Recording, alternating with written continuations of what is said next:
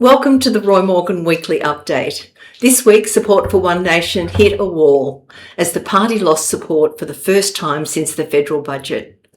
The Roy Morgan Weekly indicators show a softening of negative sentiment compared to previous weeks, although they're still all well below healthy levels. ALP primary support is up 1% to 28%, One Nation's down 5.5% to 26%. LNP coalition is up 4% to 21.5%. The Liberals on 19%, up 4%, and Nationals 2.5% unchanged. Greens are down 0.5% to 13%, and Independents and other parties are up 1% to 11.5%. All according to the Roy Morgan poll conducted from June 22 to 28, with a representative Australia-wide cross-section of 1,639 electors. Before this week, One Nation's support had increased 10% over the last 7 weeks since the federal budget. The turnaround comes after Pauline Hanson's comments on monoculturalism at the National Press Club, after those comments were heavily scrutinised and publicised in the media. The Albanese government's decision to tinker with the federal budget and wind back some of the most contentious issues regarding capital gains tax changes has also potentially contributed to the ALP's increase in support. If a federal election were held now, the ALP would win a narrow majority against either One Nation or the coalition. On a two-party preferred basis, ALP is now clearly favoured to win against both One Nation and the coalition. Against One Nation, the Roy Morgan estimate is 53% to 47% in favour of the ALP. If the contest is between ALP and the LNP coalition on a two-party preferred basis, ALP is ahead, 53.5% to 46.5%. That's based on how electors said they'd vote their preferences. So whether the contest is ALP One Nation or ALP LNP will depend on the seat-by-seat outcome, and it's far too early to begin detailed analysis, especially given the dramatic rate of change we're seeing in the party's support. This week, Roy Morgan government confidence jumped 7.5 points to 68.5, but the majority of electors, 57%, say the country's going in the wrong direction, and that's down 7%. Only 25.5% say the country's going in the right direction. That's up just 0.5%. ANZ Roy Morgan consumer confidence is up 3.1 points to 75.9. Although low, this is the highest since early March, a clear positive reaction to the Reserve Bank's decision to leave interest rates unchanged in mid-June. So consumer confidence is now up 5.2 points over the last 2 weeks and is up 17.1 points since its all-time low in late March. Driving the increase in consumer confidence is less concern about Australian economy's performance and views on people's personal finances over the next 12 months. 39%, down 4%, expect to be worse off this time next year, and 24% now expect to be better off, up 2%. Australians are also less worried about the economy. Now, 35% of Australians expect bad times for the economy over the next 12 months. That's down 7%. And 6% expect good times. Although still in negative territory, both indicators are at their highest levels since February, before the war in Iran began.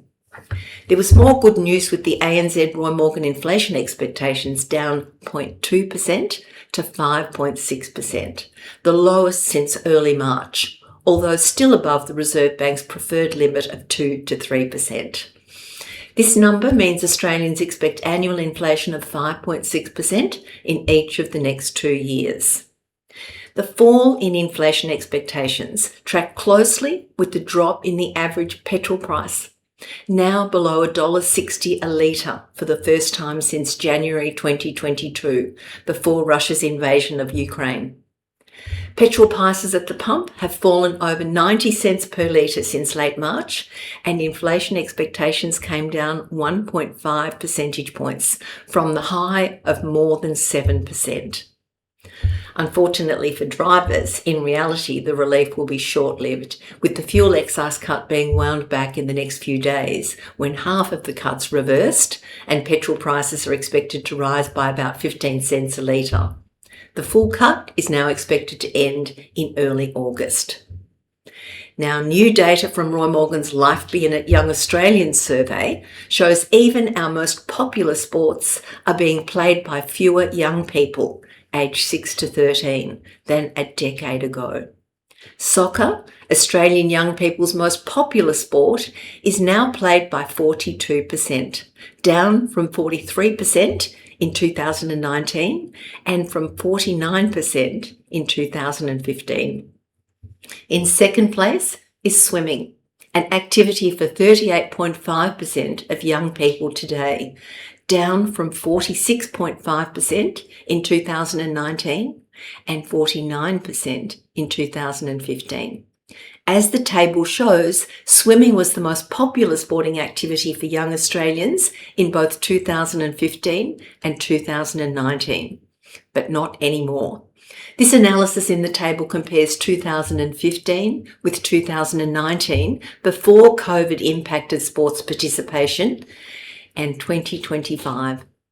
The trend is frighteningly clear. Most concerningly of all, young Australians taking part in any sporting activity at all has declined from 95.5% in 2015 down to 94% in 2019 and now down to only 89.5%, a drop of 6 percentage points in a decade. So further analysis is being undertaken to understand the drivers of this change in sports activities, as well as the consequences, and to look at where the problem is greatest. Finally, the political situation in New Zealand, where there's an election in a few months. The National-led government has a decisive 9% lead over the Labor-led parliamentary opposition. Support for the National-led government is 51%, well ahead of the Labor-led parliamentary opposition on 42%. Comparing the two sides of politics, the National-led government is made up of National on 31%, NZ First 10.5%, and ACT on 9.5%, all virtually unchanged on a month ago. Support for the Labor-led parliamentary opposition includes Labor on 25.5%, down 1%, Greens on 13.5%, up 1%, and the Maori Party on 3%. Of the parties outside Parliament, the centrist Opportunity Party has increased its support to 6.5%. That's a record high for that party. The survey results for June, if played out at the election, would lead to the National-led government winning 61 seats, Labor-led parliamentary opposition winning 51 seats, and the Opportunity Party winning 8 seats and entering Parliament for the first time.